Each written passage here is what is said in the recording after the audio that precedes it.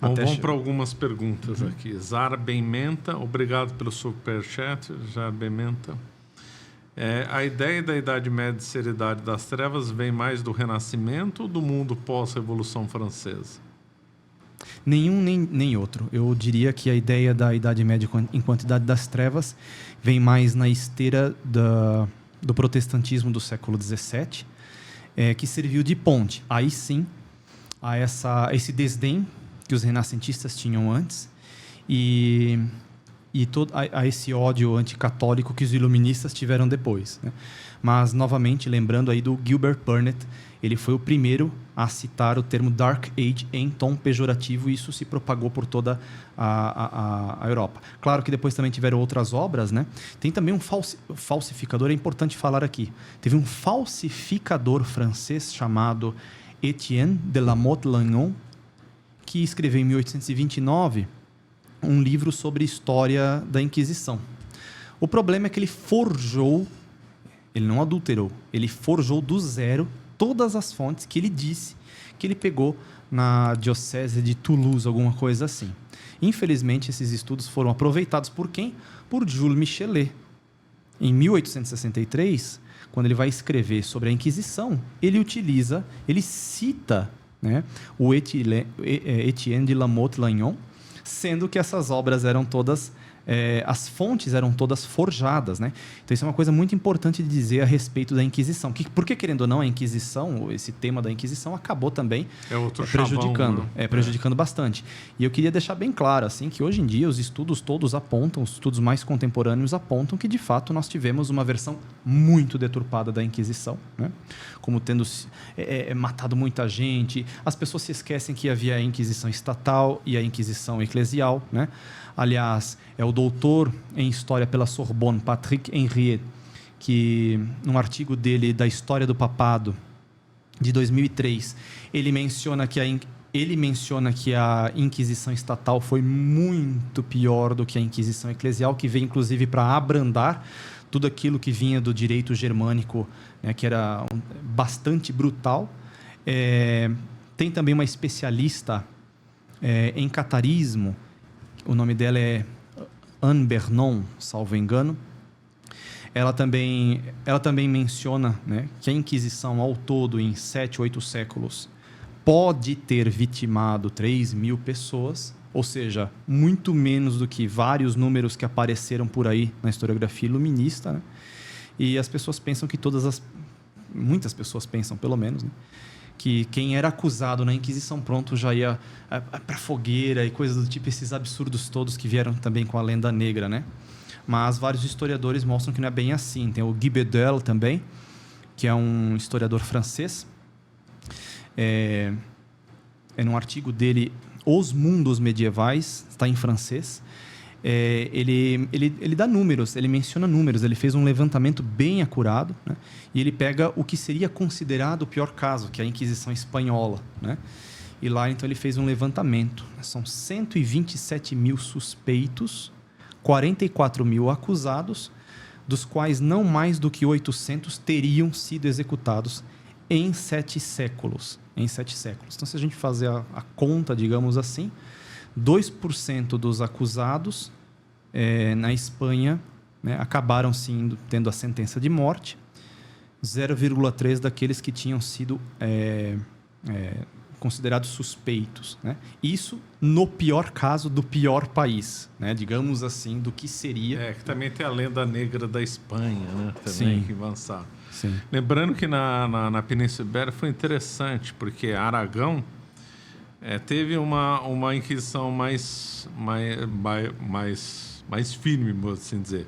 Firme dentro desses números que você colocou. E em Castela não teve na Idade Média. Verdade. Praticamente quase não teve nada. Sim. E depois se inverteu, né? E Castela virou um grande centro da Inquisição. Mas também com esses números. Sim. Outro autor, o Henry Kamen, falando sobre a Espanha, também confirma esses números. Números extremamente baixos. Sim. Isso é outra coisa que é importante destacar, aproveita o momento, né? É a oportunidade de dizer.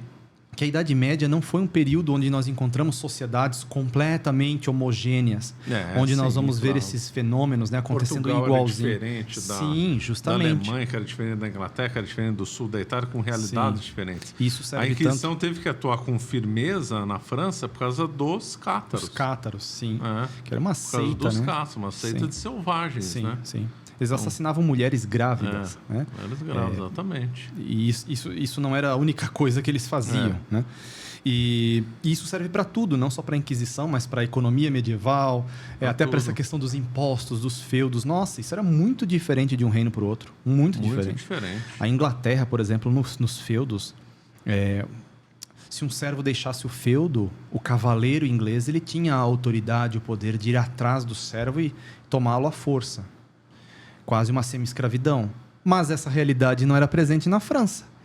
Essa realidade não era presente em Aragão, em Leão, em Castela, por exemplo. Aliás, havia o direito do servo de fazer a jornada. O que é o direito de jornada? Ele podia fazer uma peregrinação religiosa fora da sua cidade, Santiago de Compostela. Quantos dias você vai ficar lá? Sei lá, 80 dias. Ele ia. Ele passava 80 dias em peregrinação religiosa. Então... ele tinha essa autonomia, ele tinha essa liberdade. Né? Fora que no século XII, começou no século XI, justamente com a Revolução Agrícola, virou várias regiões ali da França, tinham mais camponeses donos de terra e livres de senhores do que como. Então, há o mito também da servidão, que teria sido homogêneo na Idade Média para todo mundo que trabalhava no campo. Isso não é verdade. Sim. Verdade. Tem um livro que agora me foge, que foge o nome do autor, foi um dos melhores livros que eu li da Idade Média, que ele cita isso. Que a França, então, se desenvolveu o dono, pequeno proprietário, dono de sua própria terra, sem estar sujeito ao regime da servidão. Lembrando que servidão é diferente de escravidão, né? Também sim. Importante destacar, né? Escravo geralmente ele é tirado, ele é sequestrado de sua pátria enquanto um prisioneiro de guerra, algo nesse sentido. Mais tarde, com o advento do mercantilismo, né? Ele vai ser uma peça mercantil de fato, né? Mas na Idade Média ainda havia uma conotação, digamos assim, mais penal, né? E mesmo com relação a essa questão de guerra, de ser o prisioneiro de guerra, né?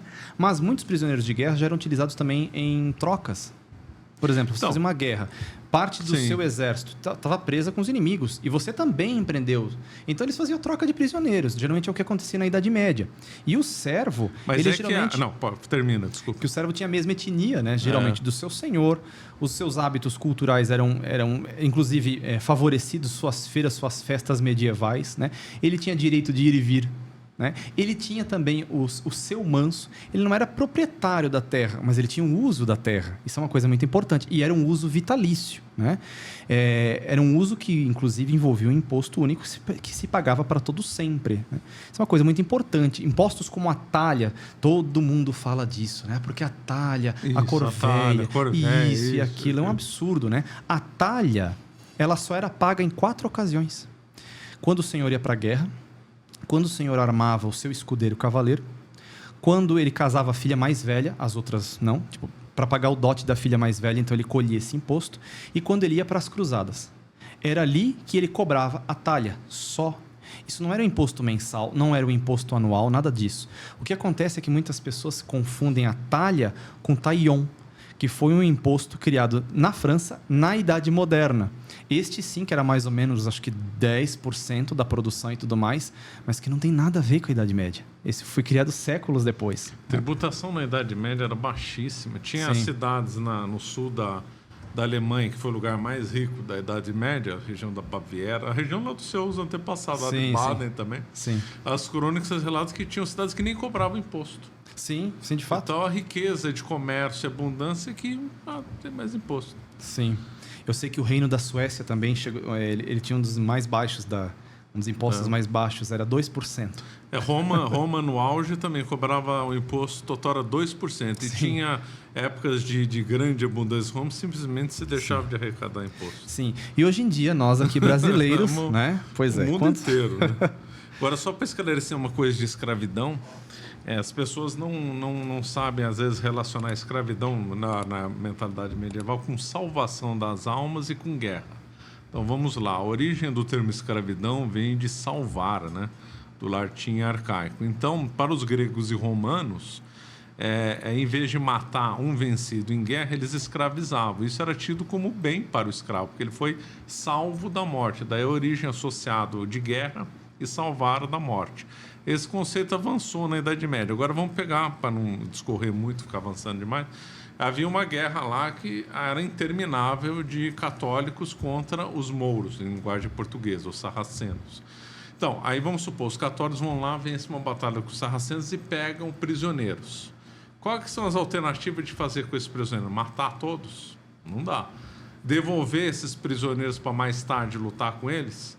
Trancar em masmorra? Não. Eles falaram, então vamos transformar em escravos. Porque aí com escravos, em convivência com famílias católicas, eles vão se convertendo. Né? Essa era a lógica, esse era o princípio de fundo, de fato. Então houve, aliás, esse pessoal da lenda cor-de-rosa disse que não teve escravidão na Idade Média. Teve sim. Teve na Espanha. A Espanha tinha a lei das 7 partidas. Os sac-libs, né?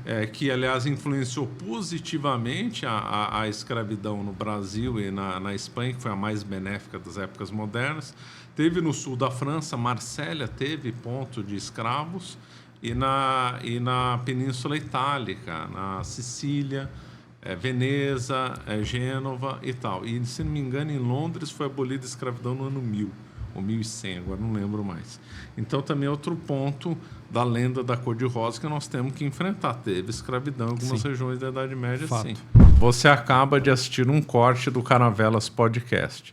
Na tela está aparecendo o episódio completo e outro corte. Muito obrigado pela atenção.